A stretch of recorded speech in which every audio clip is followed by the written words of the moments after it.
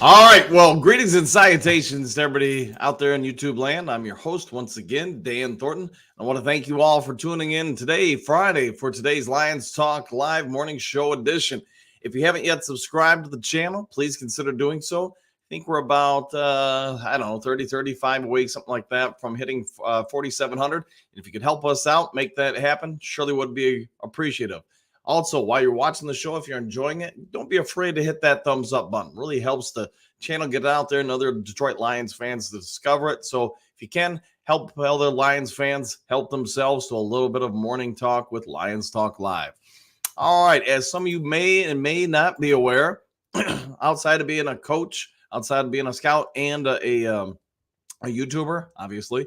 I'm also a realtor. So if you're looking and considering buying or selling property in the state of Michigan, give me a call. Let me see if I can save you money on either that purchase or sale of a property. It can be a home, can be vacant land, upper peninsula, lower peninsula, left of the state, right of the state.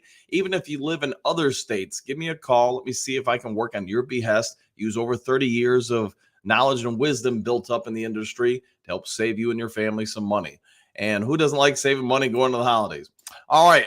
So I see the comment section is already moving and shaking. But before we get into that, I want to throw a few things at you guys. I was talking to Bergs last night and breaking down the film and stuff like that, having a little bit of a chat about the Lions. And one thing I'm going to say this matchup is going to be more difficult than probably most are going to anticipate. The Saints defense is going to provide a severe problem for the Detroit Lions. And here's why. So if you go back and look at the Green Bay Packers, as we've discussed in this show, they played a ton of zone coverage, and especially with roaming linebackers in the middle, which really caught Goff and apparently Ben Johnson even off guard. So if you watch that film, you see where Goff really struggles in the center of the field and then out in the flats on the sidelines. So with that being said, you saw the Chicago Bears start that. You saw the Green Bay Packers also use that. But we also saw the Packers had a little bit of their own flavor to it by playing a lot of zone underneath, cornerbacks overplaying the flats, and then man-to-man over the top with the safeties. What this does is it creates a very difficult look for a lot of quarterbacks, especially when you're under pressure, to understand where the nuances of the holes in the defense are to go. Adding to this is, while I think we all agree the Lions have a very good offense, they don't always have a lot of good guys. They're great at creating separation against man-to-man coverage. And that's where I think we're going to run into some problems this particular game against the New Orleans Saints. The Saints are exceptional, in my opinion, in man-to-man coverage. They also have, unlike some of the other teams we've faced in the last month or two, they've got a lot of corners or guys who can cover that are ball hawks. They can get after the ball.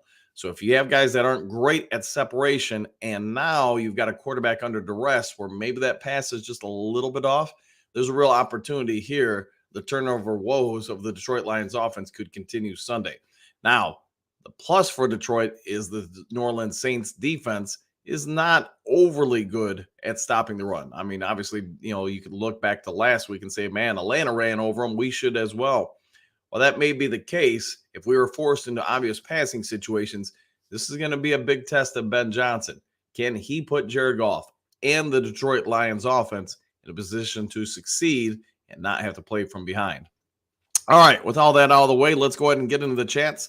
All right, Lions number one fan. Greetings and salutations all. Need this game, go Lions. Yeah, I would say this is definitely a big game. Lions get this win, and then as we've talked about this week, they get the win in Chicago. Yeah, they're going to be sitting pretty well. If they lose this game, man, that Chicago game would loom incredibly large then. All right, Drake.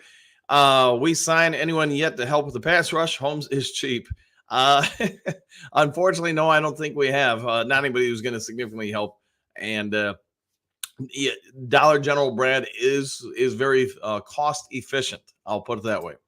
Southwest Lions, good morning all. 49 degrees and cloudy in Mesa, Arizona.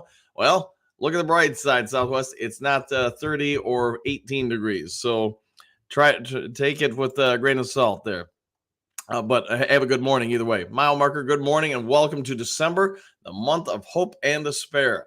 You're 100% right there, Mile. Yeah, just about everybody's alive in the playoff race, other than maybe a few teams, especially in the NFC. Um, but man, the next week or two, you're going to see a lot of teams see their seasons aspirations of making the playoffs come to a close. So, yes, correct. Brent, good morning, all. No pass rushers were available at Dollar General. No, clearly they had already been bought up, but it's going to be interesting to see because I don't know if you guys all saw Aaron Glenn's conference or media session the other day, but he was specifically asked, "What can they do about it?" And in a nutshell, he just said, "We got to coach them up. We got to get more. We got to do more as coaches to help the players succeed." And I think at this point, that's all you can really do. You can help train them more. You can help give them more technique, but I think the ultimate thing is going to be you're going to have to find ways schematically to get after the quarterback. And especially against the Saints, I'll give them credit. While they're struggling in a lot of ways, getting the ball moved from the 25 into the red zone, that's not been a problem all season from what I can tell from, I haven't watched every game of the Saints, but I watched over bits and parts of, I'd say 3 to 4 games now. A little bit of that. I try to take some from different segments in the season.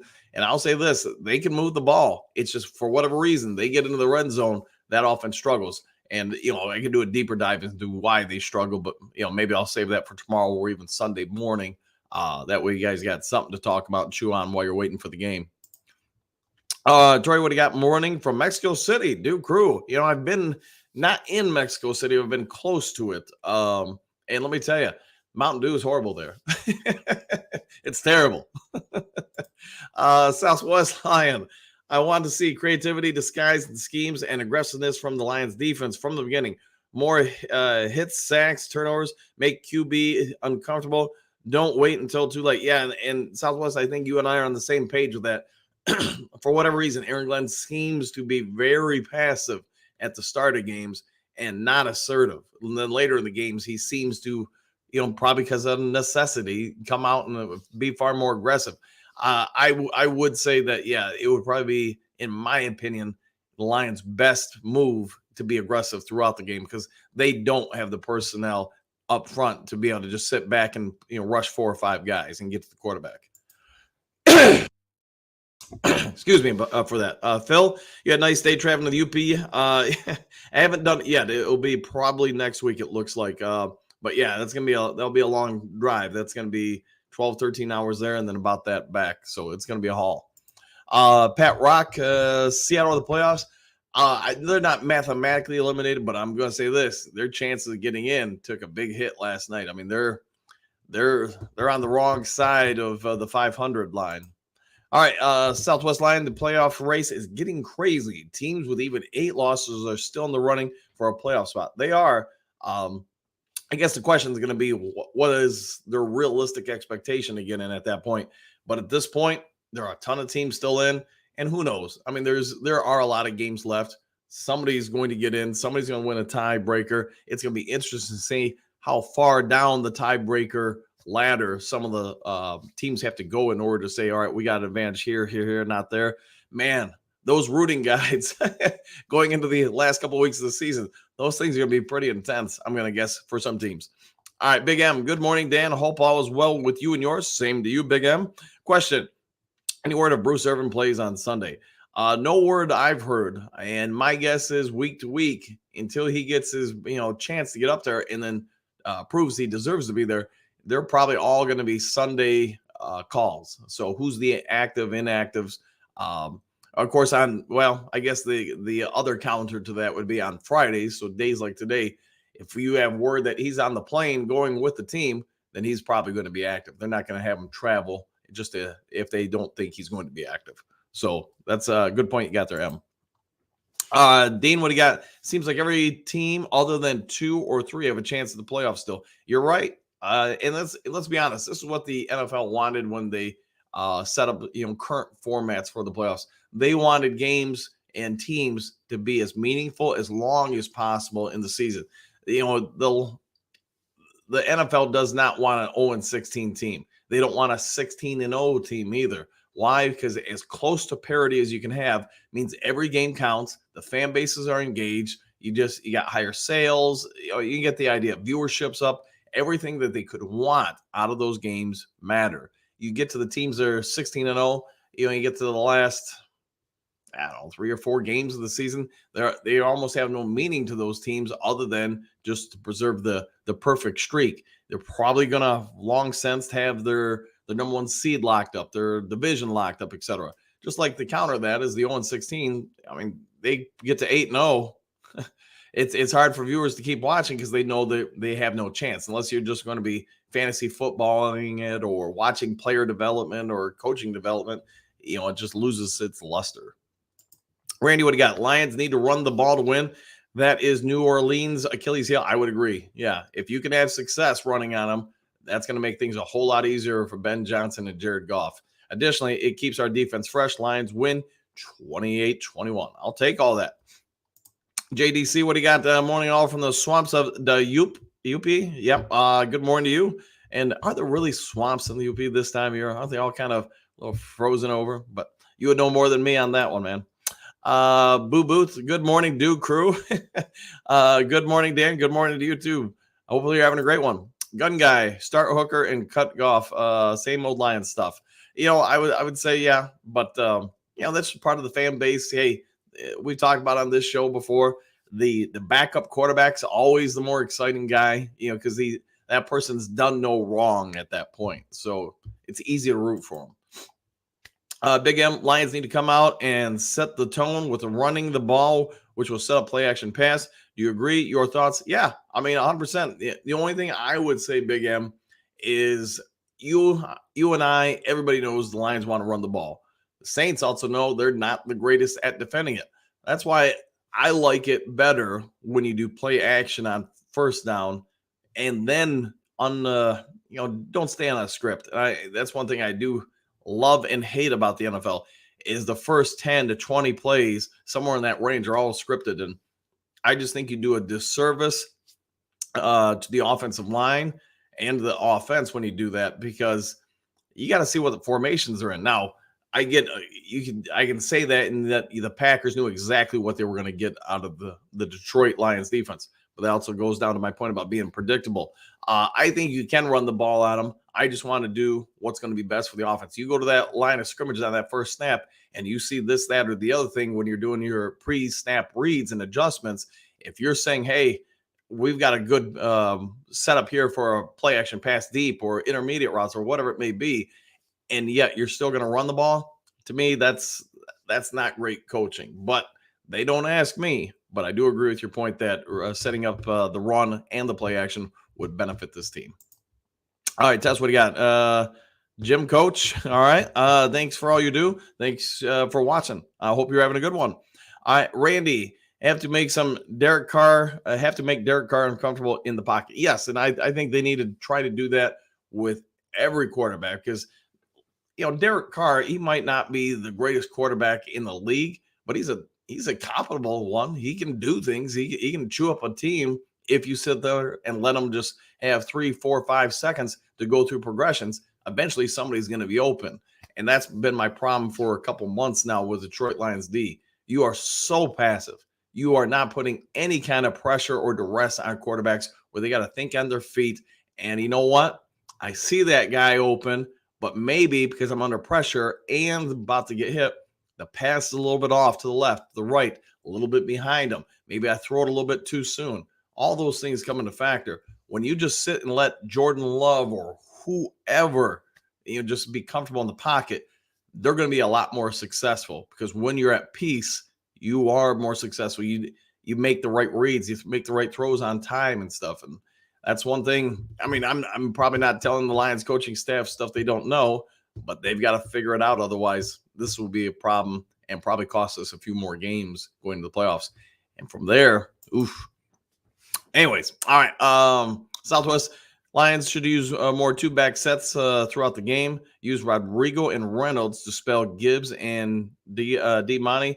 Good for play action. Blocking gives defenses more to think about. Yeah, I think they are starting maybe the last week or so, a couple weeks, we'll say, to use more and more of those setups. I know we saw it against the Packers. The only really thing I didn't like with the setups they ran was just the multiple tight end sets, because you're taking some of your premium players, your best players off the field and putting in nothing against Mitchell or Brock or anything. But if you got all three of them out there, who are you taking off the field? And you're just making it a lot easier, in my opinion, for that Packers defense.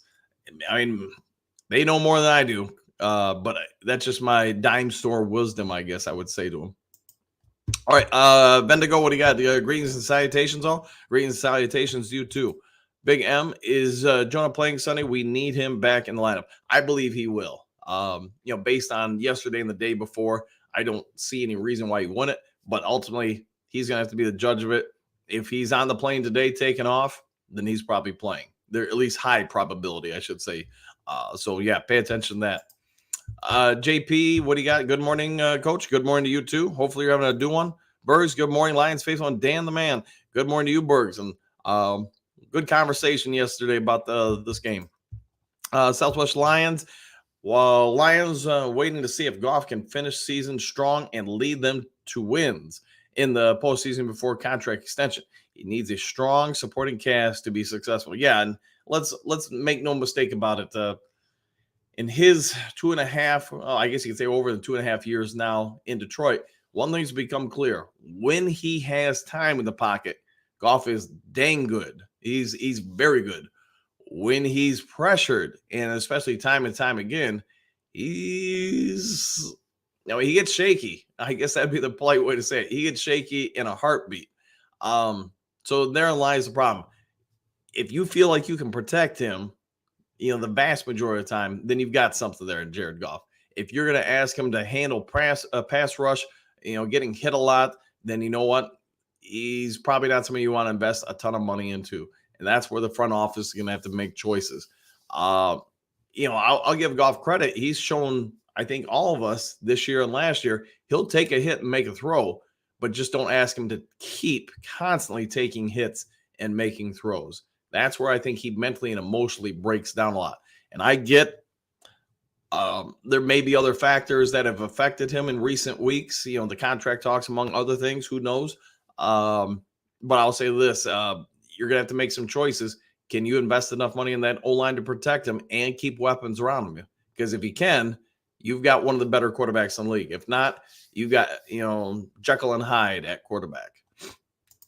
All right, Jason, the Saints are second in the league in INTs. Goff will need a clean game. Yeah, and that's where, at the start of the show, Jason, that's where I was kind of going with.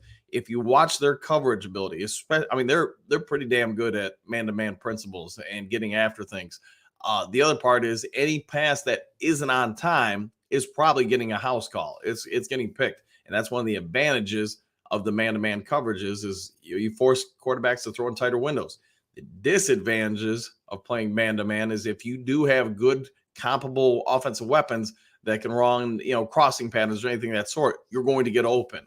And this is why the Lions don't run it, because they don't have those type of corners.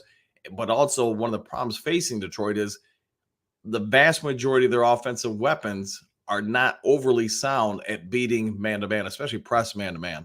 So you got a combination of good coverage. You got a combination of not the greatest, skill positions at beating man-to-man.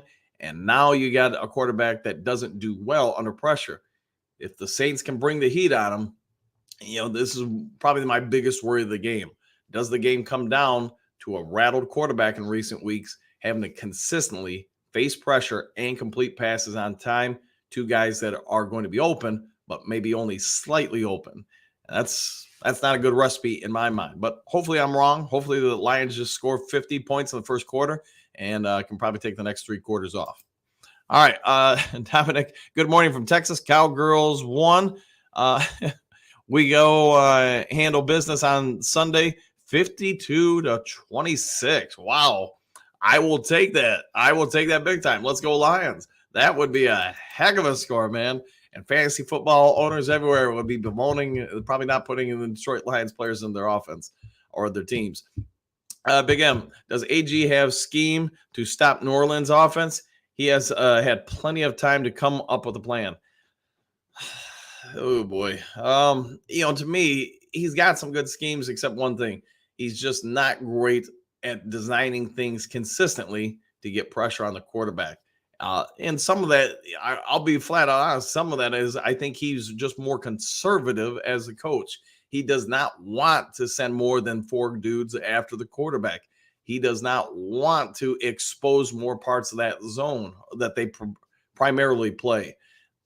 And because of that, that's you're picking to me, you're picking your poisons. Send more than 4, you get some pressure on the quarterback, but you have less coverage abilities, which means you have more holes in the zones. Or you can only send 4, and you're going to get those same holes in the zones because you know what? You're giving up too much time for receiving options to get open, find spots against the zone, and for the zone to break down just as it has to expand more and more. So, does he have a plan? I guess we'll have to wait till Sunday to find out. Jerome, what do you got, the morning coach? If we don't get after the QB, we may have a short playoff run. Yeah, I would agree with that. That if we can't find ways to consistently get after the quarterback, we're probably going to be an easy out for somebody. It's just, unless the offense can just score every possession, like against the Chargers, and that's just hard. I would say unrealistic to expect out of the offense. You look at the teams that, who knows who will face, but the probability is you're going to face a team with a more mobile quarterback and bigger wide receivers that can protect the quarterback from pressure. And we're already not good at it. It's not an ideal setup. But Houston, like I talked about yesterday, I'm hoping he'll be back in about 2 more weeks. And from there, it sounds like he'll be back one of the last 3 games. So maybe he's, pretty much fully a go by the playoffs. All right, Don, what do you got? Greetings and salutations. Lions have an easy schedule. Oh, boy, here we go, Don. The back half of the season, they told me. Yeah, never existed. No, and that's just it's fool's gold when you do that. And that's one thing I was even talking with my team about last night. You don't ever look at the schedule and say that's an easy dub or whatever. My favorite line is you're owing whatever until you've earned a win. And that's what, if I'm Dan Campbell today, that's what I'm saying about the rest of these games. You're not giving any of these. You've got to go out there and take it from the other team. You got to grab them by that face mask and you got to wrestle them to the ground. You've got to take the body blows. You got to get up and slam them through the field. You're going to have to do that as much as you can, because you know what? There's 2 sides of this. One, the Saints and I think basically everybody we face the rest of the way is in the playoff race. They need those wins to get to the playoffs. You're more than likely in the playoffs if you're the Detroit Lions and you get 2 to 3 more wins. Where you'll be in the playoffs, that's to be determined. But this is going to be a boxing match to the end, the 12th round, judge's decision probably with most of these games, because everybody's got a reason to play these final games. All right, Big M, try flax oil for that throat issue, Dan. It will help with greasing those pipes. Yeah, I just want to wake up in the morning, and to be fair, it's throughout the day. It's just how I am, but I will give that a try. Thanks for that, Big M. Coach, or excuse me, Jerome. Hey, Coach, is it better to watch film on your opponent or watch a game live when they play? To be honest, I think there's value of both. I love watching things live. Me probably if I had to say what my strengths are as a coach, it's probably practice structure. How we're going to get after things. There is no downtime. I don't allow it in a practice. And the other thing is in-game adjustments. One of the advantages to coaching forever is you've probably seen, once you get to 10, 15, 20, 30 plus years, you're rarely caught off guard with something you haven't seen before. But with that being said, you're also going to be able to see things you sometimes missed by watching game films. So when you're scouting for upcoming opponents, there's specific things I like to look for as far as player tendency and coaching tendencies. But I guess the quick answer would be, hey, there's value in both. It just comes down to what you want to do. But I try not to leave any stone unturned, which I would hope most coaches do. Phil, what do you got? If you see the film, I'm sure the Lions do it. If there's a team Dan Campbell knows, it's this one. Yeah, I would say, I'm guessing with our coaching staff, they probably do a lot of film structure and breakdowns. Probably try to go through different segments. So, hey, here's their special teams. Here's 15 minutes of that. offense. When we run this on D, this is what they're probably going to do. They should have, especially at the NFL level, they're going to have probably a team of people that does nothing but break down games, probably 3 or 4 games prior to the Lions. Just use New Orleans as an example. They're going to have a team of people that will break down all the plays and give it to them. So the coach is going to sit down and watch those specific setups based on this coverage, that offense, whatever it may be, make it easy for them. So that's not a fun job to have to sit there and edit all that video and go through it all looking for the calls and then having to listen. But it pays itself. It pays for itself easily. Ozzy, what do you got? Good morning, Duke Crew. Coach, do you think Ivan Bruce plays this game? It's a great mystery, man. The only thing I can say, Ozzy, is that if he's on the plane today, he's playing Sunday. But I haven't heard anything official. They need him though. If he's gonna, he's been on the team on the practice field for 2-3 weeks now, whatever it's been. If he ain't ready by now, I don't think he's going to be ready. So get him out there, see what you got, because you need something. That guy, greetings, happy December 1st. Same to you. Hopefully you have a great one. And Man Bear, greetings and salutations to you as well. Mr. Ed, what do you got? Good morning, Coach. Question for you. When can Ben Johnson start talking to other coaches to start putting together a staff? Ooh, that would be so first, if he's going to start considering back channel conversations from teams, it's got to be through his representation. Can't be from him directly. Now, with that being said, if he would have to get hired, I would say, to protect his own butt before he starts having conversations about people joining him, unless they're not currently on an NFL team. Otherwise, that would be tampering. And you don't want to start your career somewhere doing that, because then you just cost yourself probably a big chunk of money and some draft picks.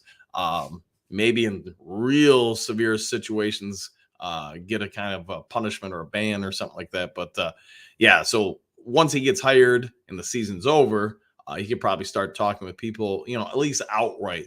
Would he risk it at this point in the year? Trying to talk to people about, hey, come and coaching here. Again, as long as they're coaching the NFL, I would think you probably would want to just wait a bit.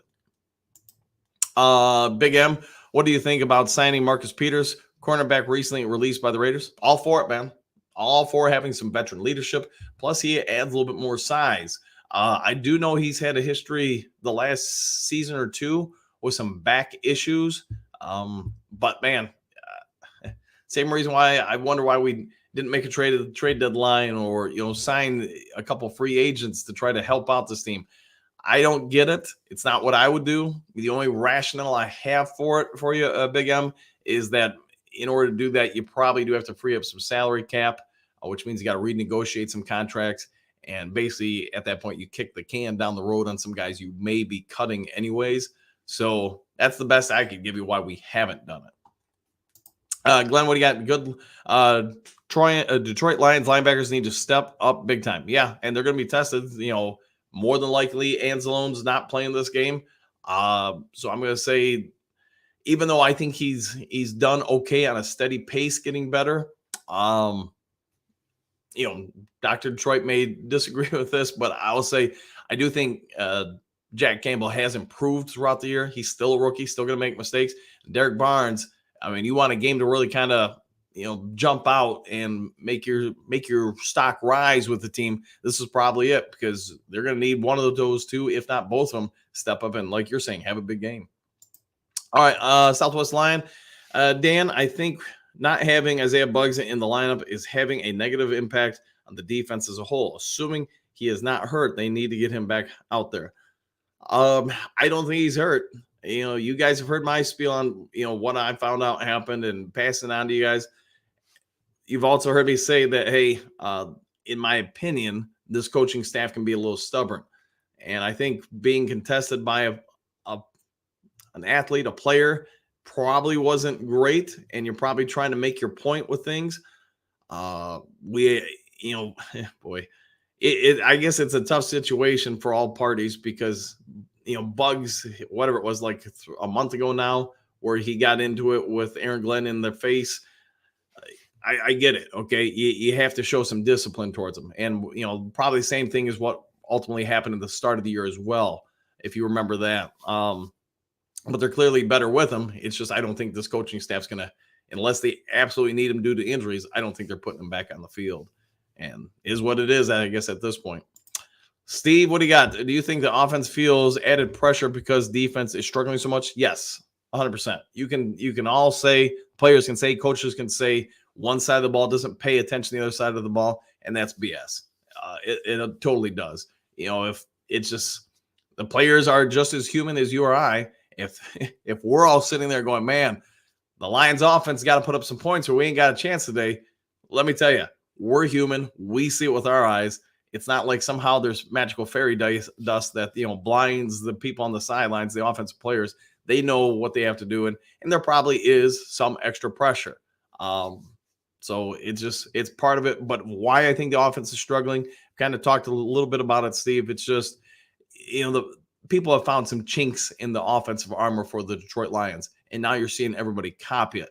Now, added to that, you face two teams in a row, Chicago and Green Bay, who have been able to get after the quarterback.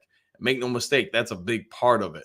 Putting pressure on any quarterback is ideal for breaking down an offense, but some quarterbacks, unfortunately, like Jared Goff, when they get under pressure and they come into the game anyways, not quite themselves, it's just not a good recipe. And hopefully some of that will have taken care of itself for this weekend.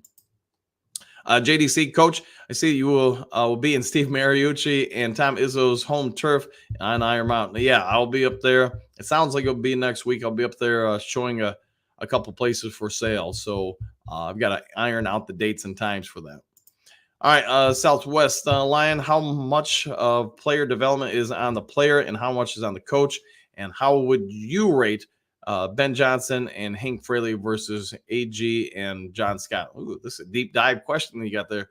I'd say a lot of player development, assuming the Lions clearly have a couple different personality types they want to target when they draft players. So with that in mind, I think the players want to get better. As far as how much is on the coaches, it wouldn't be so much Ben Johnson. I mean, maybe the quarterbacks would be more him, but the positional coaches would be more responsible for the overall player development. Ben Johnson, Aaron Glenn, they're going to be more about the schematics. The development of the players are going to come down, like I said, to their linebackers coach, wide receivers coach, quarterback coach, yada yada, stuff like that. But in regards to Aaron Glenn and John Scott, I'd say that they've done an okay job with things. Same with Ben Johnson, Hank Fraley. I will say this: the only real problem I have, and it's been more revealed this year than probably anybody would have guessed, and I know it's more than I would have guessed at the start of the year, is just the lack of athletes on the defensive line. Now, there's some dudes up there.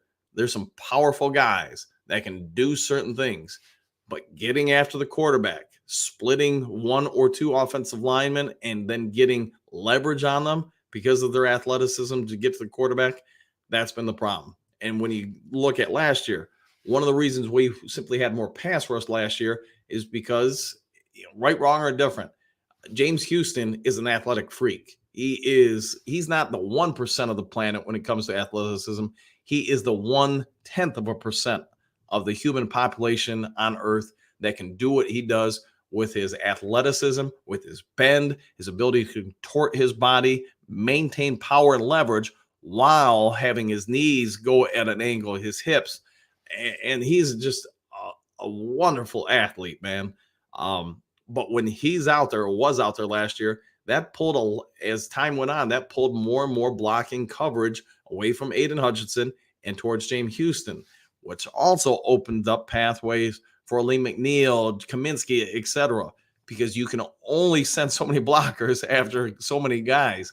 Somebody's going to get one-on-one the vast majority of the time. And that's where I think if the Lions can, wish upon a star or whatever and get the early Christmas gift, they need him out there. And if he can get healthy going down the stretch and into the playoffs, you're going to probably see more of the pass rush you saw last year with the Detroit Lions, because he's going to pull two people. Hutchinson's going to get, one or two people. And that means up the middle, Kaminsky, Aleem, they're going to get single blocking all the time.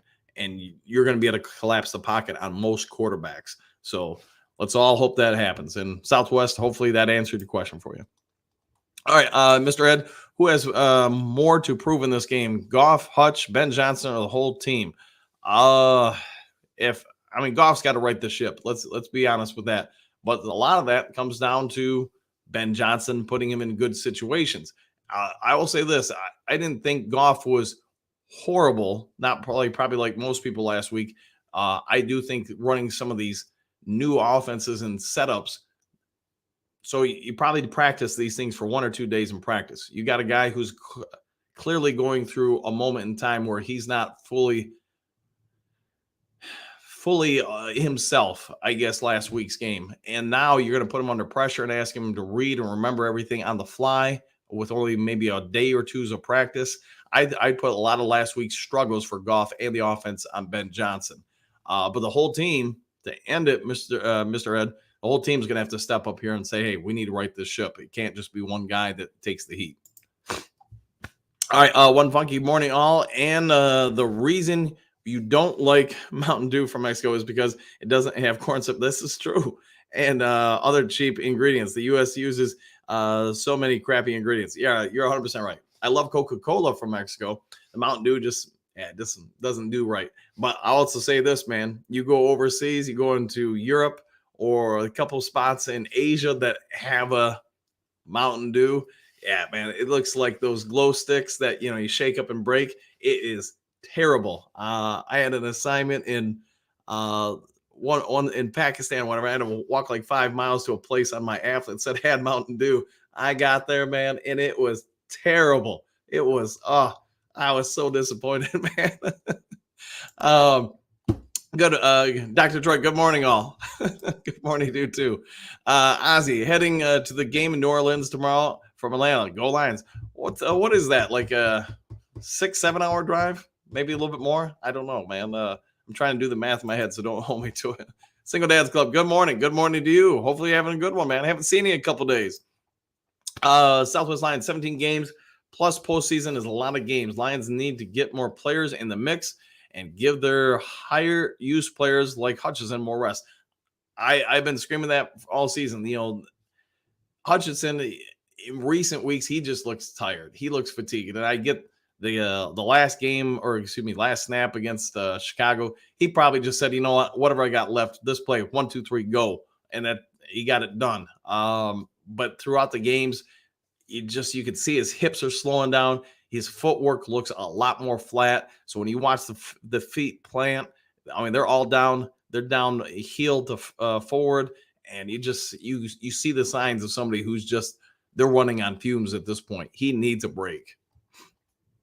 Let's see, Jeff, what do you got? Good morning. Any news on Houston or Gardner Johnson dates for return? I keep hearing December, but that's 31 days. So let me see if I still have my notes here, Jeff. I'm pretty sure I do. So, yeah, I talked about this yesterday, man. They're targeting the team for Houston to return against the Broncos or at the Vikings. So December 17th or 24th. CJ Gardner-Johnson, they talked to his representation and gave him a deadline of December 30th. He's got to return by then, or they're shelving him for the year because that gives him 2 games, obviously, to get in the field, get feet wet, get back part of the team, see what they have with him. Otherwise, they're just not going to risk it. They know at that point they're more than likely in the playoffs, and then they got to make sure whoever they're rolling with for the playoff roster, that's what they have. So mark those on your calendar, Jeff. Manifest, hey, Dan, hope the family is doing well this wonderful Friday. Just a quick question about the 2024 draft. Have you had any thoughts on doing a 3-day podcast in Detroit? I'm going to have to check in with Mike on that because I know last year he talked about having a group of us go there. I think Herman Moore was working on setting that up. He's got a lot more weight in the YouTube world than I'll ever have. But if not, then I'll probably have to talk to the Sarge. I know I was talking to the Sarge about having him on this week, but his schedule has been pretty tough right now. So anyways, then I'd probably have to talk to the Sarge about doing something and if Michael Mike's situation doesn't happen. But yeah, I enjoy it. And the drafts is something I really love doing because, scouting is what I've done for years now. And sitting there analyzing film on guys, listening to speech patterns, stuff like that, trying to figure out their personality traits as well as, what God-given athleticism they have. To me, that's fun stuff. So I'll see what I can do, manifest. Phil, do you have any concerns with partnering with gambling? How can they keep possibly keep corruption out of the game with billions on the line? As far as the NFL, I think it's unavoidable at this point. As far as corruption in the game, can it happen? Oh yeah, 100% can happen. In football, I think that basketball, it's a lot easier for an official to get away with things just because the amount of repetitions up and down the field. Football, especially at the NFL level, everything is just so replay heavy. Every call, and I get there's still egregious calls. If we all remember, what was it, the Saints and Rams? Yeah, to go to the Super Bowl. Remember the pass interference that wasn't called. All that, it can happen 100%, Phil. It's just, how you police it, how you stop it, man, that's beyond me.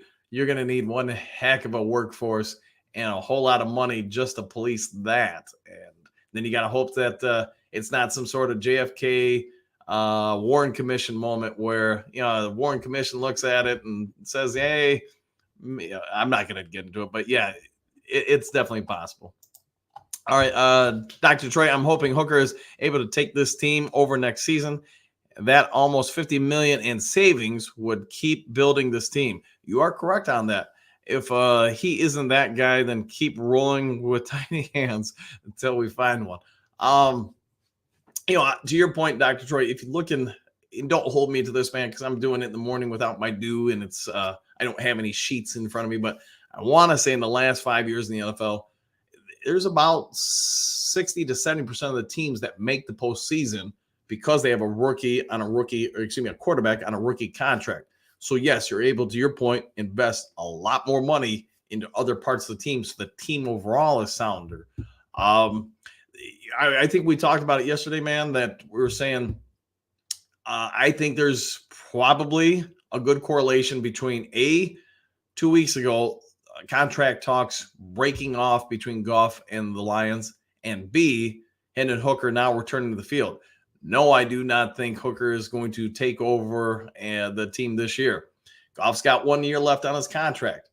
I will say this, by the NFL draft, if he hasn't signed a new one, I think that's a real strong tell that they're probably pushing some chips towards the middle of the table, saying, we think Goff's got about a half more season here before Hooker takes over. Now, who knows? Maybe Goff balls out the rest of this year. Maybe he takes us deep in the playoffs. Maybe the Super Bowl. If not this year, maybe next year. And that would change a lot of things because, I guess it just comes down to how cutthroat Brad Holmes is. But you're the Detroit Lions. If you get a Super Bowl or into the Super Bowl, even with Jared Goff, I think it'd be hard to move off to Hooker. But Dollar General Brad loves saving some money. So it is possible that they could do it. And I would say, I think, to me, there are some warning signs starting to develop that potentially the Lions are thinking about Hendon Hooker being the heir apparent, and not in 3 years. All right, Bo, what do you got? Nice guy. Thumbs up, Dan. Think Bo Jackson. All right, think Bo Jackson. All right, I'll take that. Not a thing. Even I can't pronounce it. Yeah, I'm not even going to try to pronounce that, man. All right. So I'll just go with yes. Southwest. Anzalone, Barnes have improved over last year, while other players, Hutchinson, Joseph, Charles, Harris, Pasco, have regressed. How much due to the player and how much is due to the coaching? I think all these are somewhat on individual bases. So let's also be fair. When Anzalone first got here, he was in year 4 or 5, and now he's year 7. So, he's learned his position in this craft. He's gotten enough wisdom, I guess you could say, where not a whole lot of things are going to catch him off guard. his mind and eyes, body, they're going to react without thinking to what they see because he's seen it all enough. Same with Barnes. Barnes is in his, I don't know, fourth year or so now. So it's kind of the same thing. What I will say to you, Southwest, is look at who you're listing here for the most part. Hutchinson, Joseph, Pascal, second year guys. So I've used this reference, I think, last week a few times. I'll use it again here because I think it's super fitting. Charles Barkley has a great saying there's no such thing as a sophomore slump. There's just everybody's got film on you now. And I think a lot of that's what's happening. Coaches now know Hutchinson, Joseph, Pascal's tendencies, what their strengths and weaknesses are. Each of those players are going to have to keep developing counters to all their specific moves or abilities because you know what? That's going to make them harder to predict. In regards to Charles Harris, to me, you got the best out of him on a contract year, and that's why he was got a new contract. He gave you something that year, and who knows? Maybe it was schemes, maybe it was just healthier. I'm not going to worry about. What I can say is he's just what he was before the first year he got to Detroit, Atlanta, that got him, cut by Atlanta, and what he's been since the contract year have been very consistent. The asterisk is the first year he got here to Detroit where he super overperformed what he's done in all of his other years. So one is most of it's the norm, one's the asterisk, and I think you get my point. I would say the rest of the players, yeah, they just got to keep learning, keep coaching, keep teaching, I guess was what I'd say to the rest of them. But Harris, yeah, he's probably gone, and it's not because of coaching. What do you got? Seems the Lions offense became more conservative this year. I would agree. And it's become a lot more predictable. And because of it, that's why you're seeing some of the struggles. JDC, Lions versus Broncos game has been flexed to Saturday night. It has. And everybody wants to see the Lions. And that's going to be a pretty good game, I would think. I think that's shaping up to be a very good game. All right, Dr. Troy, how much of that is also other teams figured out how you play? Yeah, that's exactly what I'm saying. That they've got enough film on you. You're going to have to keep evolving now as a player to keep improving. We can all make the argument that okay, Hutchinson's worn down, he's tired. He is getting not all the time, not like it was early in the year, but he is still getting doubled a lot. Again, not at the same rate as he was in the past. So you've got a combination with Hutchinson. You've got film on him. You know his tendencies. He's tired. He's fatigued. He's probably hurt. I still think that leg's probably not 100% right. So there's a lot of things going in his direction why he's not as impactful as he once was. As far as everybody else, though, I think, yeah, they know what you do, and now you've got to evolve beyond that. Booth Rodrigo, yes. All right, Big M, I agree with your assessment of throwing on first down, but they need to be quick, short passes, screen passes to our dynamic duo running backs and get the ball out of Goff's hands. Limit sacks. Yeah, I would agree. Get limited hits on them and such. But I would say this, Big M, I love the fact that the first play of the game, the Packers went deep. I wish Lions would do that because you're going to make most defensive coordinators real jittery at that point, and you're going to make some defensive backs real jittery at that point. They're going to back off, especially if you can hit on some of those shots. Yeah, you'll loosen up coverage for at least the rest of that quarter, maybe the half, and just keep taking from time to time some shots. You got some players that can go. You need to use them, at least early in the game where, if you're not successful, it's not the end of the world. Get good. Rodrigo on offense is stupid. I would counter that a little bit and say, he's been pretty effective as a blocker. I mean, pass route catcher and stuff like that. I don't know, man. But they don't have a fullback, and I get they've used some tight ends. But I would say this: Rodrigo is probably helping add a lot more years to his career by being able to play special teams, defense, and some offense. Phil, where's the creativity we used to see from Ben Johnson? I think he's kind of shot himself in the foot a lot this year in that he seems to use most of his creativity when they get in the red zone, because I'm sure he's aware they're off their red zone struggles. But some of the calls he's had this year, man, it's just he really seems like he's forcing things, I guess is what I would say. Bit lady, good do morning to you. Good do morning to you as well. Hopefully you're having a good one. It's got wait a minute. It's got to be where you're at, isn't it? Like evening, because you're. I want to say you said you were somewhere in Asia, but anyways, either way, hopefully you're having a good one. Sorry, overthinking things. Jason, what do you got? This is the game to show the league our resilience. This is not the same old Lions as the Green Bay Packer game was. What is your prediction for the game? I'm gonna go with 30-28 Detroit. So let's go with that because I think the the Saints are going to score some points. I believe this game. So Lions offense, like we were talking earlier, they're going to have some pressure on them. They're going to have to go score some points. All right, Southwest. I'd have two backs: St. Brown, Laporta, and JMO. I would like that. I'd keep the two or more tight end plays to a bare minimum. I would say, you're going back to almost like early 90s.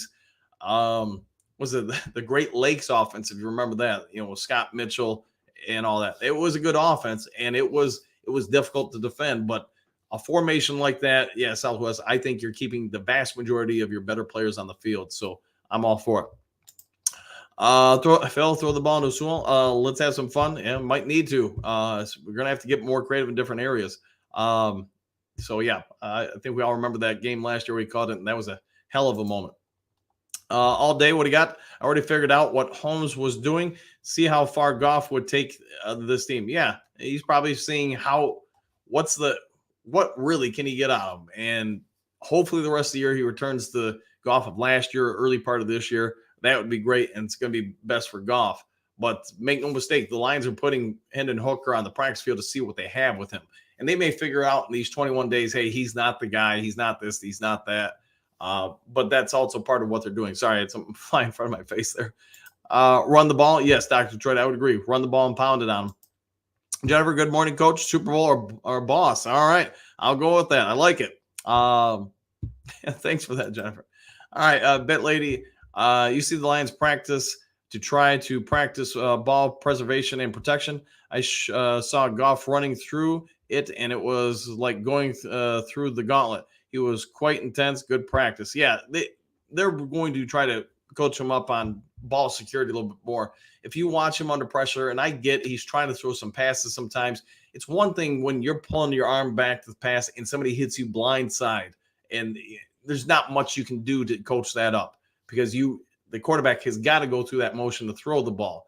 The part I have issue with Goff, and you would think, 8 years in the league, whatever he's been in, when he breaks pocket and containment and starts running, he holds a lot of the time the ball out loosely here. And I mean, that's tough to do if you're a running back that's conditioned to do that and you've got the upper body strength. That ball's still going to get dislodged. Where Goff, he's got to learn to tuck it in and protect it a whole lot more. And that's probably what you're saying you saw is that they're working with him on that. Goff's definitely aware of the criticism. I'm 1,000% sure of that. So he's going to have to try to clean some of that up, and I'm glad the coaches are working with him on that. MJ, what do you got? Coach, I did a little digging on why Glenn has to go in the last 3 years. The defense has gotten 13 top 10 drafts, and no offense has only gotten to 5 with Brown and low 100 but has to develop, but defense has not. Yeah, I'm guessing you're using voice text there, man, and it happens, man. It gets me all the time too. Anyway, they've got to give. I would say to your point, MJ, they got to give Glenn some more talent to work with, and they haven't given him a ton. While Brad Holmes has done a great job overall with drafting, I think if you look at his defensive line picks, they haven't really panned out that much. I think they're all pretty good at stopping the run. Getting to the quarterback is not any of their fortes. I mean, Hutchinson's the best out there. Houston, he's pretty good at getting to the quarterback, but unfortunately he's been hurt. But Pascal has not really, to your point, he hasn't worked out. Ali McNeil's been kind of hit or miss. Levi Onwuzurike, he's, I get you took a gamble that you could get great return on a guy with a bad back if he pans out. If he would have, it would have been a great pick. Everybody would have lauded it. But unfortunately, that back shot, and I give him credit just for being in the NFL still. And then Broderick Martin might have ended up being more of a project than anybody anticipated. So you guys let me know if I missed anybody on the defensive line that they've selected in the last 3 years. But those are your picks. And what are you getting out of all those picks? And great point on that, MJ. Good job. All right, Southwest.